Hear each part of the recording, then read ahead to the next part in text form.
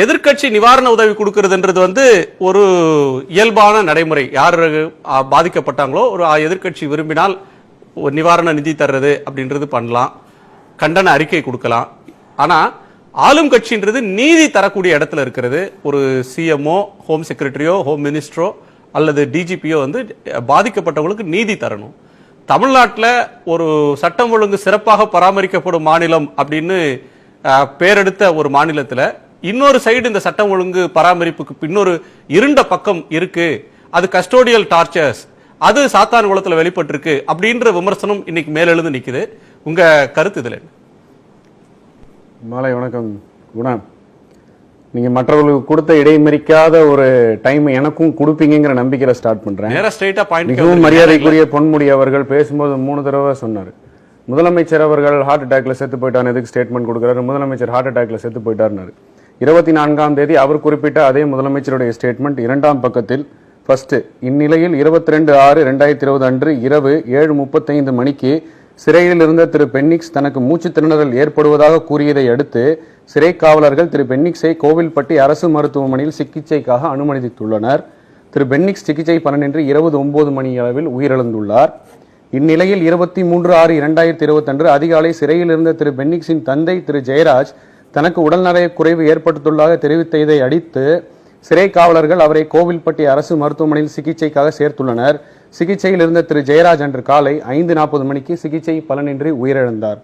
நீதிமன்ற காவலில் சிறையில் அடைக்கப்பட்டிருந்த திரு பென்னிக்ஸ் மற்றும் திரு ஜெயராஜ் ஆகியோர் உயிரிழந்தது தொடர்பாக கோவில்பட்டி கிழக்கு காவல் நிலையத்தில் 2 வழக்குகள் பதிவு செய்யப்பட்டு கோவில்பட்டி நீதித்துறை நடுவர் எண் 1 அவர்களின் விசாரணைக்கு அனுப்பப்பட்டது. முதலமைச்சர் எங்க சார் ஸ்டேட்மெண்ட் சொன்னார் ஹார்ட் அட்டாக்ல போயிட்டாங்கன்னு? ஒன்று. இரண்டாவது, உடல்நல குறைவு, மூச்சு திணறல். உடல்நல குறைவினால் அவர் இறந்துட்டாரு, மூச்சு திணறலால இறந்துட்டாரு. அதை பத்தி விசாரணை நடந்துட்டு இருக்கு. ஹார்ட் அட்டாக்கா? எனக்கு தெரியல. மூச்சு திணறல்னா ஹார்ட் அட்டாக்னா திமுக முதலமைச்சர் இதை சொன்னான்னு சொல்லி பொது வெளியில் இதை ஒரு கருத்து உருவாக்கம் வச்சாச்சு. ரெண்டாவது கேட்கிறேன், 3 நாளா நேஷனல் மீடியாலும் சரி எல்லா மீடியாலும் சரி திமுக செய்தி தொடர்பாளர்கள் அனைவரும் எஃப்ஐஆர் பதியப்படவில்லை அப்படிங்கிறாங்க. 23ஆம் தேதி சம்பவம் வந்த அடுத்த 5 மணி நேரத்தில் 2 பேரை சஸ்பெண்ட் பண்ணி ஒருத்தர் வெயிட்டிங் லிஸ்ட்டை வச்சுட்டு மெஜிஸ்ட்ரியல் ப்ரோபுக்கு ஆர்டர் செய்தது இந்த அரசு. 2 எஃப்ஐஆர் போட்டிருக்கு அப்படிங்கறத 24ஆம் தேதி கொடுத்ததையும் மறைத்து 3 நாட்களாக பொது வெளியில் எஃப்ஐஆர் இல்லன்னு பேசிட்டு இருக்கீங்க. இல்ல அது நீங்க வேற ஒரு கோணத்துல அது கொடுக்குறீங்க. வழக்கமாக ஜெயில யார் இறந்தாலும் அறிக்கையை கொடுத்திருக்கேன். ஜெயில யார் இறந்தாலும் போலீஸ் ஸ்டேஷன்ல இறந்தாலும் எஃப்ஐஆர் போடுவாங்க, அது ரெஜிஸ்டர் ஆகும். 302 போட்டாங்களா, கொலை செஞ்சுட்டாங்க, அடித்து கொன்னுட்டாங்கன்னு போட்டுருக்காங்களான்னு கேக்குறாங்க. 302 பதிஞ்சாங்களான்றது மரியாதைக்குரிய குணாதிலிருந்து ஆரம்பித்து அனைத்து பேர்களுக்கும் 302 ஏன் போடவில்லை அப்படிங்கறத அஜெண்டாவை டிரைவ் பண்றீங்க. இப்போ அதுதான் அஜெண்டா இல்ல, அதான் கேள்வி. கரெக்ட் அப்படிங்கிற நீங்க உங்களோட பாயிண்ட் ஆஃப் வியூ. 24 ஜனவரி 24 சுஹாஷ் சக்மா என்கிறவர் சோசியல் ஆக்டிவிஸ்ட் உச்சநீதிமன்றத்தில் வழக்கு தொடுத்த பொழுது உச்சநீதிமன்றம் அனைத்து மாநிலங்களுக்கும் ஒரு நோட்டீஸ் அனுப்பிச்சது. என்ன நோட்டீஸ் அனுப்பிச்சிருக்குன்னா, ஜுடிஷியல் கஸ்டடியில டெத்தோ ரேப்போ இல்ல டிசப்பியரன்ஸோ இருந்தா கட்டாயமாக ஒரு ஜுடிஷியல் ப்ரோப் என்று வேண்டும் என்று ஒரு அனுப்பிச்சிருக்கு, ஒரு சர்க்குலர் அனுப்பிச்சு கட்டாயமாக்கப்பட வேண்டும் என்று அனுப்பித்திருக்கிறது. அதன் அடிப்படையில் தான் உடனடியாக ஒரு ஜுடிஷியல் மேஜிஸ்ட்ரேட் ப்ரோபுக்கு ஆர்டர் பண்ணினோம். 24ஆம் தேதி மரியாதைக்குரிய ஹைகோர்ட் சூமோட்டோ காக்னிசன்ஸ் இதை எடுத்ததுனால தான் மாண்புமிகு முதல்வர் கண்ணியமாக சொன்னார், நீதி அரசர்கள் நீதிமன்றம் என்ன வழிகாட்டுதல் இருக்கிறதோ என்ன தருகிறதோ அதை இந்த அரசு நடைமுறைப்படுத்தும் பின்பற்றும் அப்படிங்கிறாங்க.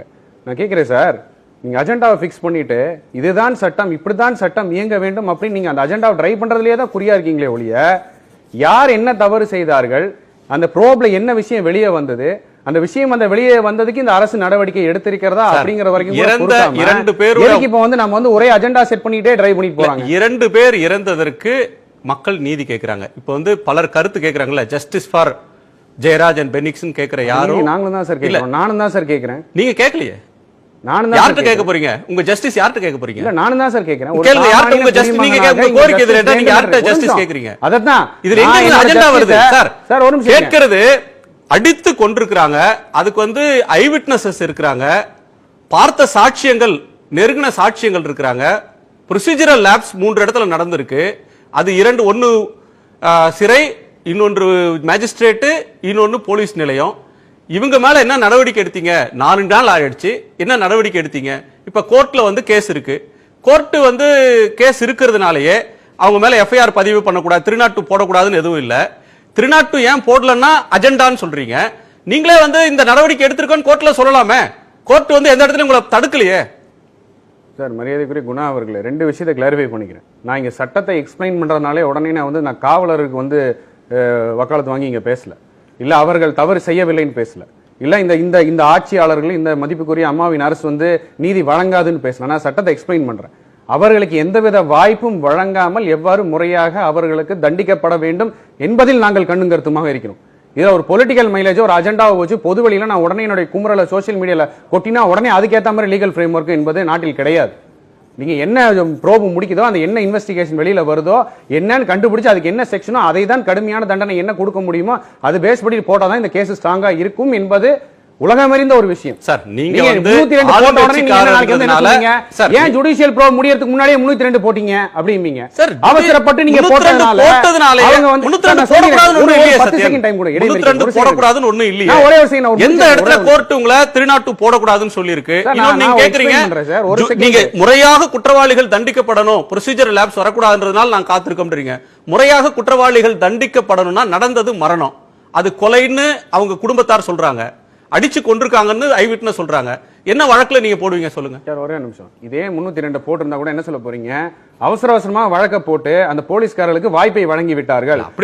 டிஃபென்ஸ் கவுன்சில் என்ன சொல்ல போறாங்க? இவங்க வந்து முன்கூட்டியே தீர்மானம் செய்து 302 போட்டாங்க, உங்க முறையா விசாரணை செய்யல, அந்த முறையா விசாரணை செய்திருந்தா உண்மை வெளியிட்டிருக்கும் அப்படியும் பேசலாம். இப்படியும் பேசினா எப்படி வேணாலும் பேசலாம். மேம்போக்கா பேசுற, ஏதோ பொதுபோக்குக்கு பேசுற ஒன்று இல்ல. கஸ்டோடியல் டெத் இப்ப பரிபோனது 2 உயிர் சொல்லிட்டீங்க. இத கஸ்டோடியல் டெத்னே முடிவு பண்ணி சொல்லிட்டீங்க. பரிபோனது 2 கஸ்டோடியல் டெத் தானே இது? சார் நான் வந்துறேன் சார். இது கஸ்டோடியல் டெத் தானே? சிறையில இருக்கும்போது தானே இறக்குறாங்க, கிளை சிறையில தானே இறக்குறாங்க. ஒரே நிமிஷம் சார், நான் சொல்லி முடிச்சிடுறேன் சார். நீங்க கஸ்டோடியல் டெத்னு முடிவு பண்ணி நரேட்டிவ் ஃபிக்ஸ் பண்ணிட்டீங்க.